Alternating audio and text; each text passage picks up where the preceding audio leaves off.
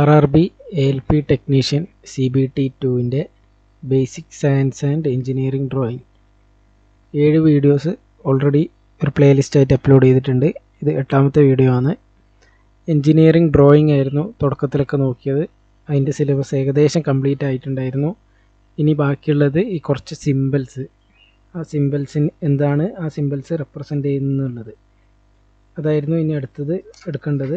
പക്ഷെങ്കിൽ 2019 നടന്ന ALPയിൽ ഒരു ക്വസ്റ്റ്യൻ വന്നിട്ടുണ്ടായിരുന്നു, ഗിയർ ട്രെയിനുമായി ബന്ധപ്പെട്ടിട്ടുള്ള ഒരു പ്രോബ്ലം. അപ്പോൾ അത് ഇൻക്ലൂഡ് ചെയ്യുകയാണ്. ഗിയർ ട്രെയിൻ എന്ന് പറയുന്ന ഒരു ചെറിയ ടോപ്പിക്ക്. എന്താണ് ഗിയർ ട്രെയിൻ? അപ്പോൾ ഈ കാണുന്ന 2 അതിലധികമോ ഗിയർ ചേർത്ത് വെച്ചുകൊണ്ട് ഒരു ഷാഫ്റ്റിൽ നിന്ന്, അതായത് ഈ ഒരു ഷാഫ്റ്റിൽ നിന്ന് ഈ ഒരു ഷാഫ്റ്റിലേക്ക് മറ്റൊരു ഷാഫ്റ്റിലേക്ക് പവർ ട്രാൻസ്മിറ്റ് ചെയ്യുന്നതിന് വേണ്ടിയിട്ട് ഉപയോഗിക്കുന്ന കോമ്പിനേഷനെ വിളിക്കുന്നതാണ് ഗിയർ ട്രെയിനുകൾ എന്നുള്ളത്. അതായത് 1-2 ഗിയറുകൾ ചേർത്തിട്ട്, ഇപ്പോൾ ഈ ചിത്രത്തിൽ കാണിച്ചിരിക്കുന്ന ഈ ഒരു ഷാഫ്റ്റ് ഇങ്ങനെ കറങ്ങിക്കൊണ്ടിരിക്കുക. അപ്പോൾ ഈ ഒരു ഷാഫ്റ്റ് ഇങ്ങനെ കറങ്ങിക്കൊണ്ടിരിക്കുക. അപ്പോൾ ഇവിടെ നിന്നുള്ള ഒരു പവറിനെ തൊട്ടിപ്പുറത്തേക്ക് മാറ്റണമെങ്കിൽ എന്ത് ചെയ്യുക? ഇവിടെ ഇങ്ങനെ ഈ കാണിച്ചിരിക്കുന്ന പോലെ ഒരു ഗിയർ വെക്കും. ആ ഗിയറും ഈ ഗിയറും തമ്മിലുള്ള കോണ്ടാക്റ്റിലേക്ക് കൂടെ ആ പവർ ഇപ്പോഴത്തെ ഷാഫ്റ്റിലേക്ക്, അതായത് ഈ കറക്കം തൊട്ടപ്പുറത്തെ ഷാഫ്റ്റിലേക്ക് കറങ്ങുന്നതിന് വേണ്ടിയിട്ട് യൂസ് ചെയ്യും. അതാണ് ഗിയർ ട്രെയിൻ എന്ന് പറഞ്ഞ് യൂസ് ചെയ്യുന്നത്. പല ടൈപ്പ് കോമ്പിനേഷനുകൾ ഉണ്ടാവും. അപ്പോൾ എന്തിനു വേണ്ടിയിട്ടാണ് ഈ gear? When the centre distance between gear is high. അപ്പോൾ ഇത് ചെരിച്ചിട്ടൊന്നും നമുക്ക് ഷാഫ്റ്റിലേക്ക് കൂടെ പവർ ട്രാൻസ്മിറ്റ് ചെയ്യാൻ പറ്റാത്തൊരു സാഹചര്യത്തിൽ ഇതെന്ത് ചെയ്യും? ഇത്തരത്തിലുള്ള ഒരു കോമ്പിനേഷൻ വഴി ഇപ്പോൾ ഈ ഷാഫ്റ്റിൽ നിന്ന് ഈ ഷാഫ്റ്റിലേക്ക് പവർ ട്രാൻസ്മിറ്റ് ചെയ്യുന്നു. അതിൻ്റെ കുറച്ച് ചെറിയ സിമ്പിൾ ഗിയർ ട്രെയിൻ, ആദ്യത്തെ ഒരു ഓപ്ഷൻ. സിമ്പിൾ ഗിയർ ട്രെയിൻ എന്ന് പറഞ്ഞാൽ ഇതൊരു ഗിയർ, അതിൻ്റെ അകത്ത് കൂടെ ഒരു ഷാഫ്റ്റ്, ഈ ഒരു ഷാഫ്റ്റിൻ്റെ അകത്ത് ഒരു ഗിയർ മാത്രം, അതിന് വലിക്കുന്ന പേരാണ് സിമ്പിൾ ഗിയർ ട്രെയിൻ. സാധാരണ നമ്മൾ ഉദ്ദേശിക്കുന്ന ഒരു ഷാഫ്റ്റിൻ്റെ മേലെ ഒരു gear. When there is only 1 gear on each shaft it is known as simple gear train. Exam point of വ്യൂവിൽ ഇതുമായിട്ട് വരുന്ന ക്വസ്റ്റ്യൻ എന്ന് പറഞ്ഞു കഴിഞ്ഞാൽ ഈ സ്പീഡ് റേഷ്യോ, അതായത് വെലോസിറ്റി റേഷ്യോ, അത് ഉപയോഗിച്ചുകൊണ്ട് ഒന്നിക്കൽ ഈ ടീത്തിൻ്റെ എണ്ണം ഉണ്ടല്ലോ, ടീത്ത് എന്ന് പറയുന്നത് ഈ ഗിയറിൻ്റെ അറ്റത്ത് കാണുന്ന ഈ ഒരു പോർഷൻ ഉണ്ടല്ലോ, അതാണ് ടീത്ത്. ആ ടീത്തിൻ്റെ എണ്ണം കണ്ടുപിടിക്കാനായിരിക്കും. അല്ലെങ്കിൽ അതിൻ്റെ റൊട്ടേഷൻ, ഇതിൻ്റെ കറക്കം, ഈ റൊട്ടേഷൻ എന്ന് പറയുന്നതാണ് സ്പീഡ്. ആ സ്പീഡ്, അതായത് ബേസിക്കലി അതൊരു ക്വസ്റ്റ്യൻ ചെയ്യുമ്പോൾ മനസ്സിലാവും, സ്പീഡ് റേഷ്യോ ആണ് ഇത് യൂസ് ചെയ്യുന്നത്. അതിന് വേണ്ടിയിട്ടാണ് ഇത് യൂസ് ചെയ്യുന്നത്. അപ്പോൾ ഇവിടെ ശ്രദ്ധിച്ചു കഴിഞ്ഞാൽ ഒരു റിലേഷൻ എഴുതിയിട്ടുണ്ട്, N1/N2 = T2/T1. അപ്പോൾ നമുക്ക് ഈ N എന്താ T എന്താണെന്ന് അറിയില്ല. അപ്പോൾ ഇവിടെ 2 കാര്യങ്ങൾ ഇവിടെ അതിന് മുമ്പ് എഴുതിയിട്ടുണ്ട്. ഒരു വലുത് ഡ്രൈവർ എന്ന് എഴുതിയിട്ടുണ്ട്, ഇവിടെ ഒരു ഡ്രിവൺ എന്ന് എഴുതിയിട്ടുണ്ട്. അപ്പോൾ 2 കാര്യങ്ങൾ, ഡ്രൈവർ, ഡ്രിവൺ. അപ്പോൾ എന്താണത് നോക്കാം. ഇപ്പോൾ ഇവിടെ ഒരു ഷാഫ്റ്റ്, ആ ഷാഫ്റ്റിൽ പവർ ഇതിങ്ങനെ കറങ്ങിക്കൊണ്ടിരിക്കുകയാണ്. അപ്പോൾ ഇതിനെയാണ്, ഈ പവറിനെ തൊട്ടിപ്പുറത്തെ ഒരു ഷാഫ്റ്റിലേക്ക് നമുക്ക് മാറ്റണം. അപ്പോൾ ഇവിടെ യൂസ് ചെയ്യുന്ന ഗിയറിന് പറയുന്ന പേരാണ് ഡ്രൈവർ എന്നുള്ളത്. അതായത് സാധാരണ ഒരു വണ്ടി ഓടിക്കുന്ന ആളാണ് ഡ്രൈവർ. ഡ്രിവൺ എന്ന് പറഞ്ഞാൽ എന്താണ്? ഓടപ്പെടുന്ന ആൾ, അതായത് ഓടിക്കുന്ന ആൾ ഡ്രൈവർ, ഓടിക്കപ്പെടുന്ന ആൾ അതാ ഡ്രിവൺ എന്ന് പറഞ്ഞു കഴിഞ്ഞാൽ, അതായത് ഈ ഡ്രൈവറിൻ്റെ പവർ യൂസ് ചെയ്തിട്ടാണ് ഈ ഗിയർ കറങ്ങുന്നത്. അതായത് ഇത് ഡ്രൈവർ, ഡ്രിവൺ. ഇവിടെ നോക്കിക്കഴിഞ്ഞാൽ ഇങ്ങനെയാണ് ക്വസ്റ്റ്യൻ വരിക. അതായത് ഈ ഡ്രിവണിൻ്റെ വേറൊരു പേരാണ് ഫോളോവർ. ഡ്രിവണിൻ്റെ തന്നെ വേറൊരു പേരാണ് ഫോളോവർ എന്ന് പറയും. അതായത് എന്താണ്? ഡ്രൈവറിൻ്റെ വേറൊരു പേര്. ഡ്രൈവർ, ഇതിൽ ഒരു ഷാഫ്റ്റ് ഉണ്ടാവും, ആ ഷാഫ്റ്റിൻ്റെ പവർ തൊട്ടിപ്പുറത്തെ ഷാഫ്റ്റിലേക്ക് മാറ്റുന്നു. ഇപ്പോൾ ഇവിടെ നോക്കിക്കഴിഞ്ഞാൽ ഒരു ഡ്രൈവർ, അതിലെ ടീത്തിൻ്റെ എണ്ണം T1 ഒരു എക്സാമ്പിൾ. പിന്നെ ഇവിടെ ഒരു ഡ്രിവൺ, അതിൻ്റെ ടീത്തിൻ്റെ എണ്ണം ഫോളോവർ, ഇതൊരു ഫോളോവർ, ആ ഫോളോവറിൻ്റെ ടീത്തിൻ്റെ എണ്ണം T2 എക്സാമ്പിൾ. ഇത് ഒരു തവണ കറങ്ങുമ്പോൾ ഇത് 2 തവണ കറങ്ങുന്നു. അതായത് അതിൻ്റെ അർത്ഥം എന്താ? ഇത് പതുക്കെ കറങ്ങുന്നു, ഇത് ഒരു തവണ കറങ്ങുമ്പോൾ ഇത് 2 തവണ കറങ്ങുന്നു എന്ന് പറഞ്ഞു കഴിഞ്ഞാൽ ഇത് പതുക്കെ കറങ്ങുന്നു, ഇത് ഒരു തവണ കറങ്ങി തീരുമ്പോഴേക്ക് ഇത് 2 തവണ കറങ്ങി തീരും. ഇത് പതുക്കെ കറങ്ങും, ഇത് സ്പീഡിൽ കറങ്ങും. അപ്പോൾ ഈ എന്താ പറയുക, റൊട്ടേഷൻ എന്ന് പറയുന്നത് അതിൻ്റെ സ്പീഡിന് അനുസരിച്ചാണ്. അപ്പോൾ ജസ്റ്റ് ആദ്യം തന്നെ ക്വസ്റ്റ്യനിലേക്ക് പോയിട്ട് പിന്നെ വീണ്ടും ഈ റിലേഷൻ നമുക്ക് ഡിറൈവ് ചെയ്യാം. ഇങ്ങനെയാണ് ക്വസ്റ്റ്യൻ വരാമെന്ന് ആദ്യം മനസ്സിലാവുക. ഒരു certain gear train, driver has dash teeth, ടീത്തിൻ്റെ എണ്ണമാണ് ചോദിക്കുന്നത്. Driver has dash teeth while the follower has 10 teeth. For every 16 turns of the driver the follower turns 40 times. ഈ ടേൺസിൻ്റെ എണ്ണം എന്ന് പറയുന്നത് അവിടുത്തെ സ്പീഡിനെയാണ് റെപ്രസെൻ്റ് ചെയ്യുന്നത്. അപ്പോൾ അതുകൊണ്ടാണ് ഇവിടെ സ്പീഡ് റേഷ്യോ എന്ന് തന്നത്. അപ്പോൾ ഇവിടെ ഒരു എക്സാമ്പിൾ നോക്കാം. ഈ കാണുന്ന റിലേഷനാണ് നമ്മൾ എത്തേണ്ടത്. അതെങ്ങനെയാണെന്ന് നോക്കാം. ഇവിടത്തേക്ക് നോക്കുക. ഒരു വലിയ ഗിയർ, ഇതിന് ഏകദേശം ഒരു 100 ടീത്ത് ഉണ്ടെന്ന് വിചാരിക്കാം. 100 ടീത്ത്. അടുത്തൊരു കുറച്ച് ചെറിയ ഗിയർ, ഇതിന് ഒരു 50 ടീത്ത് ഉണ്ടെന്ന് വിചാരിക്കാം. അപ്പോൾ ഇവിടെ നമുക്ക് ഈ ഫിഗറിനെ ഒന്നും കൂടെ നോക്കിക്കഴിഞ്ഞാൽ ഇതിന് 100 ടീത്ത്, ഇതിന് 50 ടീത്ത്, ഈ നീല കളറുള്ള ഇതിന് 50 ടീത്ത്. അപ്പോൾ ഈ ഒരു മെയ്റ്റ് ചെയ്യുന്ന ഈ ഒരു പോയിന്റിൽ ഇതിൻ്റെ ഒരു ടീത്തുമായിട്ടാണ് ഒരേ സമയം മെയ്റ്റ് ചെയ്യുന്നത്. അതായത് ഇതിൻ്റെ 100 ടീത്ത് ഒരു ടേണിൽ ഈ മെയ്റ്റ് ചെയ്യുന്ന സ്ഥലത്തെത്തും. അതായത് ഇതിന് 100 ടീത്ത് ഉണ്ട്, ഇവിടെ 50 ടീത്തേ ഉള്ളൂ. അപ്പോൾ ഇത് മെയ്റ്റ് ചെയ്യുന്ന സമയത്ത് ഒരു ഫുൾ ടേൺ എടുക്കുമ്പോൾ 50 എണ്ണമാവും. അപ്പോൾ ഇതിൻ്റെ ഒരു ഫുൾ ടേൺ എടുക്കുമ്പോഴേക്ക് 100 എണ്ണം വേണം. അപ്പോൾ അത് ബാലൻസ് ചെയ്യാൻ ഇത് ഒരു ടേൺ എടുക്കുമ്പോഴേക്ക് ഇത് എത്ര പ്രാവശ്യം എടുക്കേണ്ടി വരും? 2 തവണ എടുക്കേണ്ടി വരും. അതായത് ഇത് 100 ടീത്ത്, ഇങ്ങനെ 100 ടീത്ത് ഉണ്ടാവും. ഇത് ഒരു ടേൺ എടുക്കാൻ വേണ്ടിയിട്ട് ഈ 50ൻ്റെത് 2 തവണ എടുക്കേണ്ടി വരും. 50 × 2 100. അപ്പോൾ അതാണ് ബേസിക്കലി ഉദ്ദേശിക്കുന്നത്. ഇത് ടീത്തിൻ്റെ എണ്ണം, ഇത് നമ്പർ ഓഫ് ടേൺ ആണെന്ന് വിചാരിക്കും. ഇത് ഒരു തവണ കറങ്ങുന്നതിന് വേണ്ടിയിട്ട് ഇത് 2 തവണ കറങ്ങേണ്ടി വരും. അപ്പോൾ മനസ്സിലായി. ഇത് T1, 50 എന്നുള്ളത് T2, നമ്പർ ഓഫ് ടേൺസ് ഒന്നാമത്തത് N1, ഇത് N2. അപ്പോൾ ഇനി അടുത്തൊരു എക്സാമ്പിൾ നോക്കാം. ഇത് ഒരു ഡ്രൈവർ, ഇതിൻ്റെ നമ്പർ ഓഫ് ടീത്ത് 100, സെയിം. ഇത് ഒരു ഫോളോവർ അഥവാ ഡ്രിവൺ, ഇതിൻ്റെ നമ്പർ ഓഫ് ടീത്ത് 50. ഇങ്ങനെ ഒരു 100 ടീത്ത് ഉണ്ടാവും ഇതിന്. അപ്പോൾ ഇത് എന്ത് ചെയ്യുന്നു? 2 തവണ ഇത് നമ്പർ ഓഫ് ടീത്ത് T, ഇതിൻ്റെ സ്പീഡ് അഥവാ ടേണിൻ്റെ എണ്ണം N. ഇത് 2 തവണ കറങ്ങുന്നു. അപ്പോൾ എത്രയായി? ടോട്ടൽ 200 ആയി. അപ്പോൾ 200 മെയ്റ്റ് ചെയ്യേണ്ട ഒരു പോയിന്റുകൾ ഇവിടെ വരുന്നു. അന്നേരം അത് ബാലൻസ് ചെയ്യണമെങ്കിൽ എത്ര പ്രാവശ്യം കറങ്ങണം? 4 പ്രാവശ്യം കറങ്ങണം. അതായത് basically N1 2 T1 N1 T1 is equal to എന്താണ്? N2 T2. ഇതാണ് ബേസിക് സംഭവം. പക്ഷേ ഇത് സാധാരണ ക്ലാസ് എടുക്കുമ്പോൾ ഡയറക്റ്റ് ഈ റിലേഷനാണെന്ന് പറയുക. ഏത്?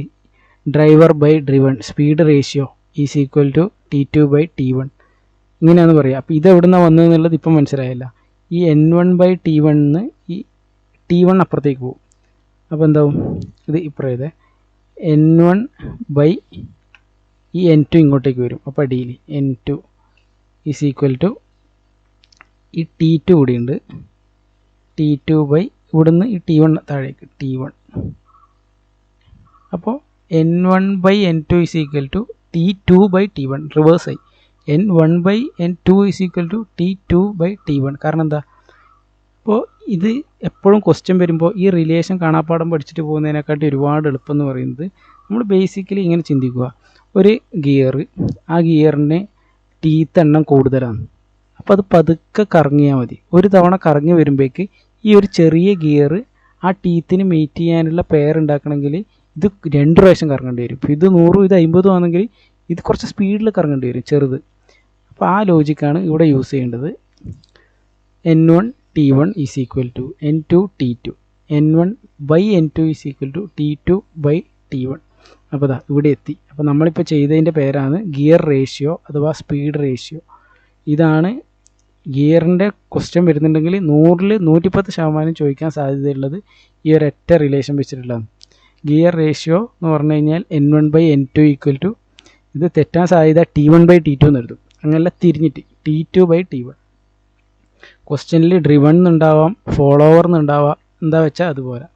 അപ്പോൾ ഈ ഒരു എന്താണ് N, എന്താണ് T എന്ന് മനസ്സിലായി. T എന്ന് പറഞ്ഞാൽ ടീത്തിൻ്റെ എണ്ണം, T എന്ന് പറഞ്ഞാൽ ടീത്തിൻ്റെ എണ്ണം, N എന്ന് പറഞ്ഞു കഴിഞ്ഞാൽ നമ്പർ ഓഫ് ടേൺസ്, അത് റെപ്രസെൻ്റ് ചെയ്യുന്നത് അതിൻ്റെ സ്പീഡ്. അതാണ് ഗിയർ റേഷ്യോ അഥവാ സ്പീഡ് റേഷ്യോ. ഒന്നാമത്തെ ക്വസ്റ്റ്യൻ നോക്കാം. In a certain gear train the driver has dash teeth while the follower has 10 teeth. അതായത് ഇവിടെ തന്ന ഫോളോവറിൻ്റെ ടീത്തിൻ്റെ എണ്ണം, അതായത് T2 ആണ് ഇവിടെ തന്നത്, 10 teeth. For every 16 turns of the driver എന്ന് പറഞ്ഞാൽ 1 അല്ലേ നമ്മളെടുത്ത്, അപ്പോൾ അതിൻ്റെ 16 ടേൺ, N1 ഇവിടെ തന്നിട്ടുണ്ട് 16. The follower turns 14 times. ഫോളോവറിൻ്റെ ടേൺസിൻ്റെ എണ്ണം എത്രയാണ്? N2. അപ്പോൾ ഇവിടെ ഒന്നുമില്ല, ഈ റിലേഷൻ നോക്കുക.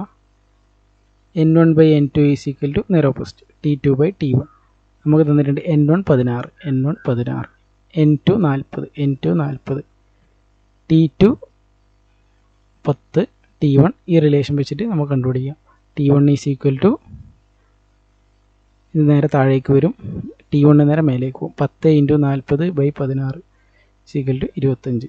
ഇനിയിപ്പം ഈ റിലേഷൻ ഓർമ്മയില്ലെങ്കിൽ ഞാൻ ഈ റിലേഷൻ വെച്ചിട്ടല്ല ചെയ്യൽ, ഞാൻ ചെയ്യൽ ഇതുപോലെ. ഫോളോവറിൻ്റെ ടീത്തിൻ്റെ എണ്ണം 10 ഇൻറ്റു ഫോളോവറിൻ്റെ ടേണിൻ്റെ എണ്ണം 40 ഈസ് ഈക്വൽ ടു, ഇവിടെ 16, മറ്റേത് നമുക്ക് കണ്ടുപിടിക്കേണ്ടത്. അപ്പോൾ ഈ 16 നേരെ താഴേക്ക് വരും. 16 4 100/4 25. ഓക്കെ. അടുത്തത് ഇതുപോലെ certain gear train the driver has 18 teeth. ഡ്രൈവറിൻ്റെ ടീത്തിൻ്റെ എണ്ണം ഒന്നുകിൽ ഇതിൽ N1 T എല്ലാം കൊടുക്കുക, അല്ലെങ്കിൽ ജസ്റ്റ് ഡ്രൈവറിൻ്റെത് ആദ്യം എഴുതുക. Number of teeth 18. Follower has 8 teeth, ഇവിടെ 8. For every 16 turns of the ഡ്രൈവറിൻ്റെത് 16. The follower turns dash. ഇതാണ് നമുക്ക് കണ്ടുപിടിക്കേണ്ടത്. എന്ത് ചെയ്യുക? 8 16 പോയാൽ 2, 18 × 2 36. ആൻസർ. ഓക്കെ.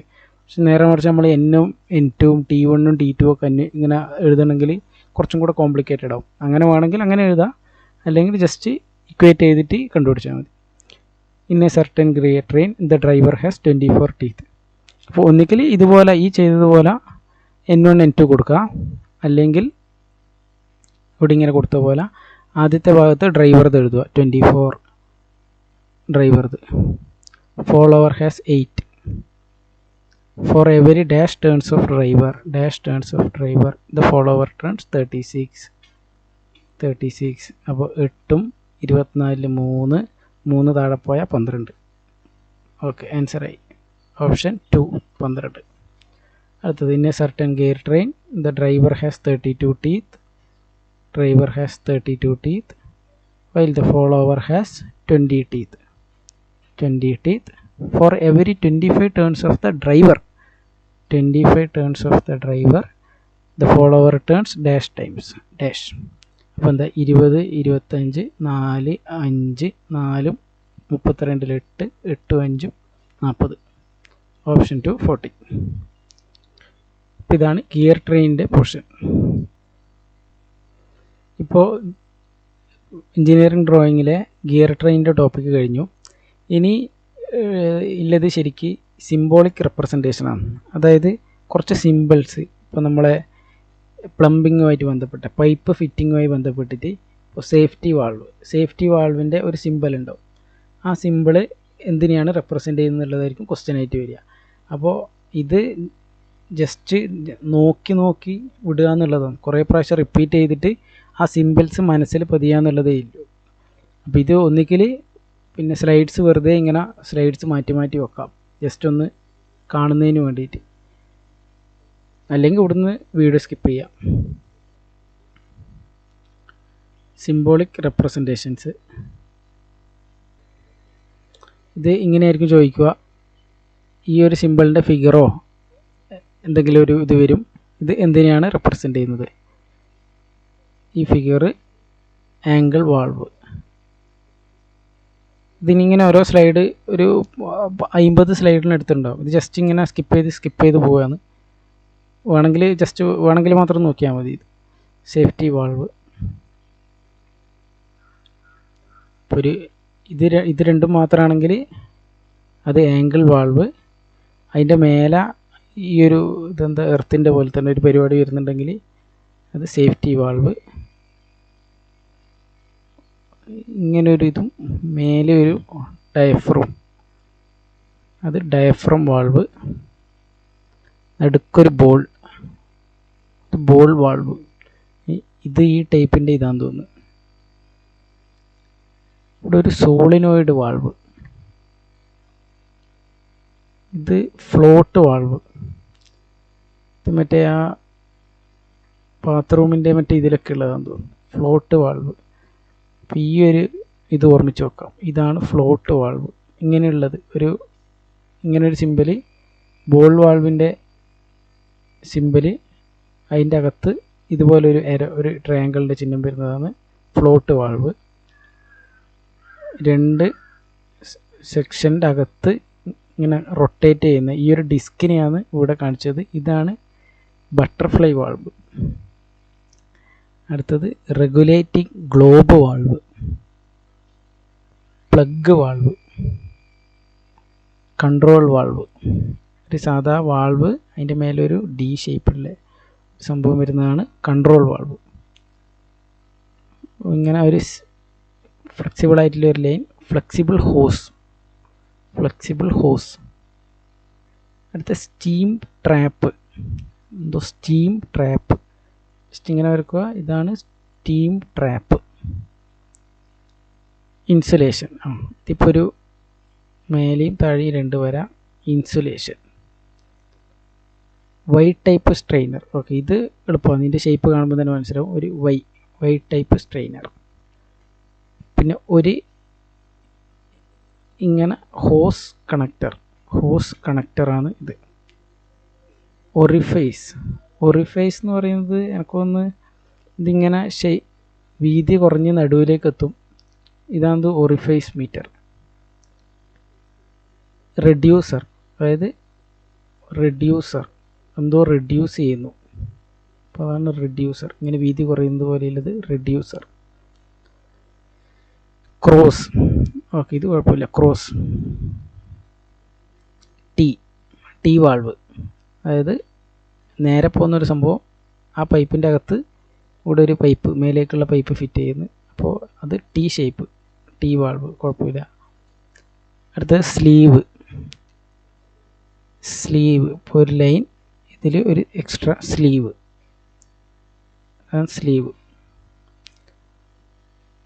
വൈ കാണിച്ചതുപോലെ ലാറ്ററൽ ജോയിൻറ്റ്. ഇപ്പോൾ വൈയു ആയിട്ടുള്ള ഡിഫറൻസ് എന്നാ നോക്കാം. ഇതാണ് വൈ, ഇതാണ് ലാറ്ററൽ ജോയിൻറ്റ്. അടുത്തത് എക്സ്പാൻഷൻ ജോയിൻറ്റ്.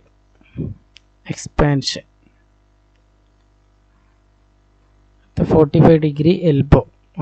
എൽബോ ഇങ്ങനെ ചെരിയാൻ, എൽബോ. ഇത് 90 degree elbow down, elbow up. Elbow down എന്ന് പറയുമ്പോൾ വെറും വട്ടം, എൽബോ ഡൗൺ എന്ന് പറയുമ്പോൾ അതിൻ്റെ അകത്തൊരു circle. T outlet down, T outlet up. Gate valve. ഇതാണ് ഈ സിമ്പിളായിട്ട് ഇങ്ങനെ വരക്കുന്നതാണ് ഗേറ്റ് വാൾവ്. ഗേറ്റ് വാൾവിൻ്റെ നടുവിൽ ഇതുള്ളത് ഗ്ലോബ് വാൾവ്. ഗേറ്റ് വാൾവിൻ്റെ നടുവിൽ ഒരു ഗ്ലോബ്, ഒരു വട്ടം വരച്ച് കഴിഞ്ഞാൽ അത് ഗ്ലോബ്. ഇപ്പോൾ അടുത്തത് പൈപ്പ് ഫിറ്റിങ്ങിൻ്റെ സിമ്പിൾസ് കഴിഞ്ഞു. ഇനി വയറിങ്ങിലെ സിമ്പിൾസ്. ഒരു straight line general wiring on surface, അതായത് ഇതാണ് സർഫസ്, സാധാരണ നമ്മളെ സർഫസ്, അതിൻ്റെ മേലെ ഒരു wiring on surface.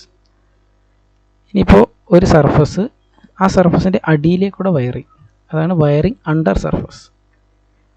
Wiring in conduit, അതായത് സർഫസിൻ്റെ ഓൺ ദ സർഫസ് അതിൻ്റെ മേലെ ഒരു വട്ടം, അതാണ് വയറിംഗ് ഇൻ കോൺഡ്യൂറ്റ്.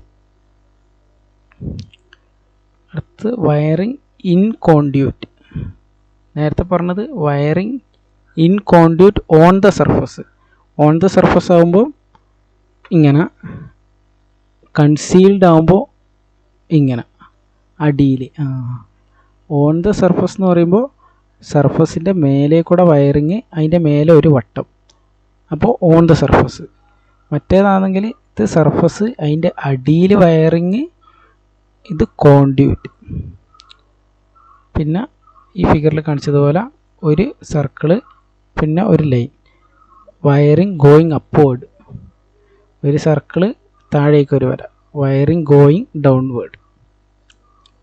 ഒരു circle, wiring passing vertically through a room. അതായത് ഇങ്ങനെ ഒരു ലൈൻ. അതായത് ഇവിടെ ഇപ്പം പറഞ്ഞ 3 കാര്യങ്ങൾ. ഒന്ന്, മേലേക്ക് wiring going downward, wiring going vertically through a room. പിന്നെ ഇലക്ട്രിക്കലിൻ്റെ അടുത്ത ഭാഗം fuse board, symbols in fuse board, lighting circuit fuse board. ഒരു റെക്റ്റാങ്കിൾ, അതാണ് switch board. Main fuse board without switch, switch ഇല്ലാത്ത main fuse board. With switch ആണെങ്കിൽ ഇതുപോലെ ഇങ്ങനെ. Distribution fuse board without switch, switch ഇല്ലാത്ത distribution fuse board. Distribution fuse board with switch ഇങ്ങനെ. അതായത് full shade ചെയ്ത് കഴിഞ്ഞാൽ അതിൻ്റെ അർത്ഥം മെയിൻ ഫ്യൂസ് ബോർഡ്, ഹാച്ച് ചെയ്ത് കഴിഞ്ഞാൽ അതിൻ്റെ അർത്ഥം ഡിസ്ട്രിബ്യൂഷൻ ഫ്യൂസ് ബോർഡ്. അടുത്ത വീണ്ടും main fuse board without switch, main fuse board without switch.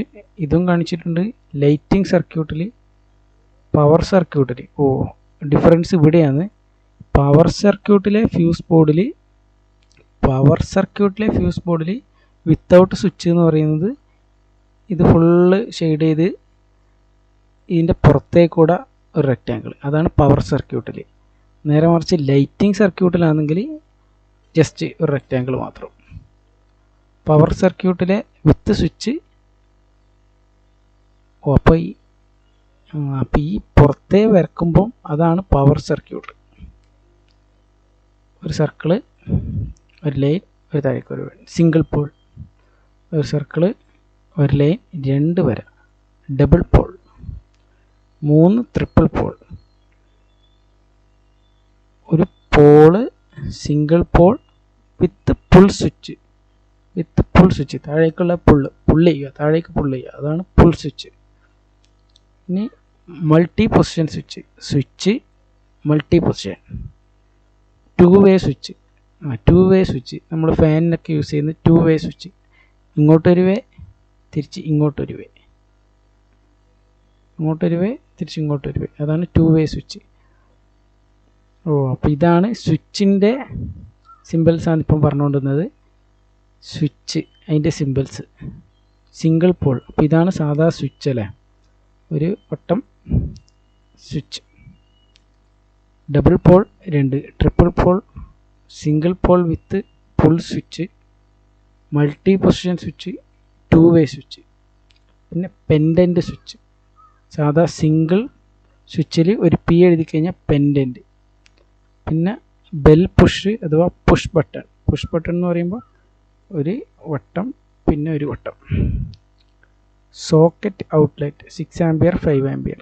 Socket outlet നമ്മളെ സോക്കറ്റ് ഔട്ട്ലെറ്റാണ് ഇങ്ങനെ. ആംപിയർ കൂടിയതാകുമ്പം 2 വട്ടം. കമ്പൈൻഡ് സ്വിച്ച് വിത്ത് സോക്കറ്റ് എന്ന് പറഞ്ഞു കഴിഞ്ഞാൽ ഇത് ആംപിയർ കുറഞ്ഞത് 6 ആംപിയർ, അതിൻ്റെ കൂടെ സ്വിച്ച്, ഇത് സ്വിച്ച്. 16 ആംപിയർ എന്ന് പറയുമ്പോൾ 6ഉം 16ഉം. 16 എന്ന് പറയുമ്പോൾ കൂടുതൽ, അപ്പോൾ 2 വട്ടം.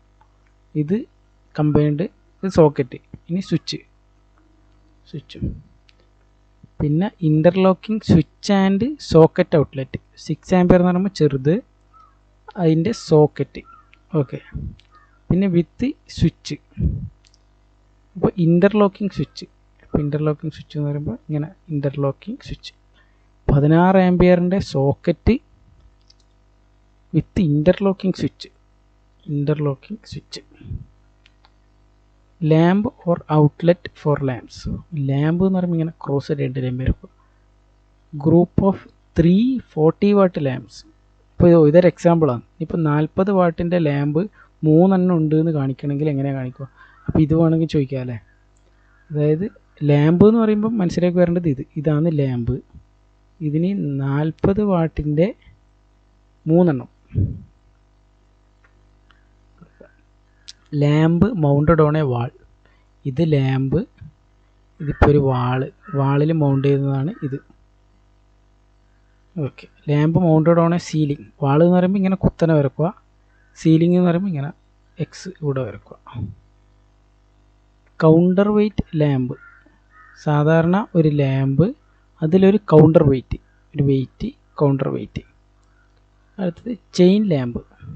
ഒരു ലൈറ്റ്, ചിലപ്പോൾ ഒരു ചെയിൻ ഉണ്ടാവും ഇവിടെ, അത് ചുമരിൽ ഫിറ്റ് ചെയ്തു. Chain lamp. Red lamp. Red lamp. Lamp fixture with built in switch. Switch എന്ന് പറഞ്ഞാൽ അല്ലെങ്കിൽ ഇങ്ങനെയാണ്. അപ്പോൾ ഇത് ഒരു ലാമ്പിൽ. Okay. Lamp fixture with built in switch. അടുത്തത് lamp with variable voltage supply. ഇതാണ് ലാമ്പ്. അതിൻ്റെ ഒരറ്റത്ത് ഒരു ഏരോ ഇടുക, അപ്പോൾ എന്തായി? വേരിയബിളായി. ഓക്കെ. ഒരു ലാമ്പ്, അതിൻ്റെ അറ്റത്ത് ഒരു ഏരോ, അതാണ് lamp with variable voltage. Emergency lamp. ഇങ്ങനെ വരക്കുന്നതിൻ്റെ കൂടെ ഇത് രണ്ടും ഇങ്ങനെ കണക്ട് ചെയ്യുക, ഷെയ്ഡ് ചെയ്യുക.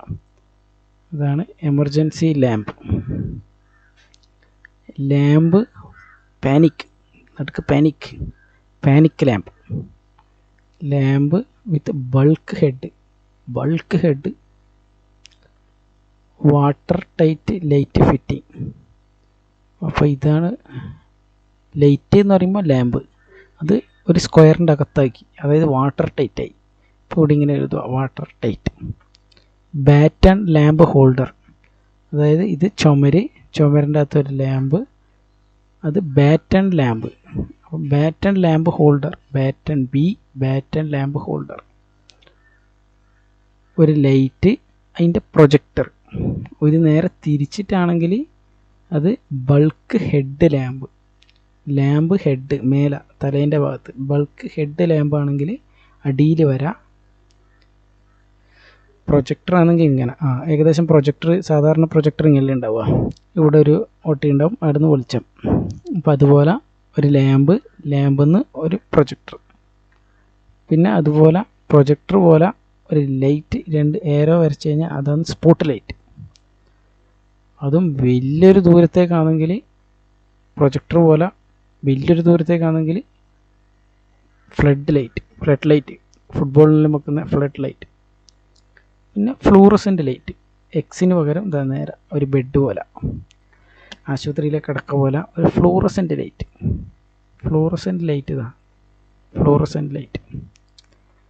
പിന്നെ ഇലക്ട്രിക്കൽ അപ്ലയൻസസ്. അപ്പോൾ ഇലക്ട്രിക്കൽ അപ്ലയൻസസിൻ്റെ ഓരോ സിമ്പിൾസാന്ന് പറയും. ഒരു വര, ഒരു ചെറിയ റെക്റ്റാങ്കിൾ, അതാണ് ജനറൽ. ഹീറ്റർ എന്ന് പറഞ്ഞു കഴിഞ്ഞാൽ ഇതാ ഒരു വര 3 പീസാക്കും, അതാണ് ഹീറ്റർ. സാധാ ഒരു LED പോലത്തെ ചിത്രം, അതാണ് ബെല്ല്. അത് നേരെ തിരിച്ചിട്ടാണെങ്കിൽ, ബെല്ല് നേരെ തിരിഞ്ഞു വരുമ്പോൾ ബസർ. അതാകുമ്പോൾ ഇവിടെ അടിക്കാം, ഇങ്ങനെ ബസർ അടിക്കാം, ബെല്ലിങ്ങനെ അമർത്താം. ഓക്കെ.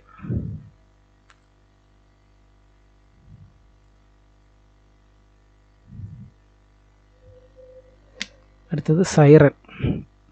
ഓക്കെ. സൈറൻ എന്ന് പറയുന്നത് അടുത്ത ഹോൺ. ബസ്സിലെല്ലാം ഉണ്ടാകുന്ന പോലെ തന്നെ ഹോൺ. അപ്പോൾ ഇതിങ്ങനെ അടിച്ചു കഴിഞ്ഞാൽ ഹോൺ അടിക്കാം. ഹോൺ. ഇൻഡിക്കേറ്റർ. ഇൻഡിക്കേറ്ററിൻ്റെ ഇട്ട് കഴിഞ്ഞാൽ ഇൻഡിക്കേറ്റർ. പിന്നെ സാധാ സീലിംഗ് ഫാൻ. നമ്മളെ സാധാ സീലിംഗ് ഫാൻ ഇങ്ങനെയാണ്. അപ്പോൾ ഇവിടെ അതിന് പകരം രണ്ട് വട്ടമാണ് സീലിംഗ് ഫാൻ. അപ്പോൾ 2 വട്ടമാണ് സീലിംഗ് ഫാൻ. ബ്രാക്കറ്റ് ഫാൻ വേറെന്തോ ഒരു ടൈപ്പ് ഫാനാണ് ബ്രാക്കറ്റ് ഫാൻ. എക്സോസ്റ്റ് ഫാൻ, ഫാന് അതിൻ്റെ അകത്ത് എക്സോസ്റ്റ് ഫാൻ. പിന്നെ ഫാനിൻ്റെ റെഗുലേറ്റർ, ഒരു റെഗുലേറ്റർ. അപ്പം അങ്ങനെ സിമ്പിൾസ് കഴിഞ്ഞു.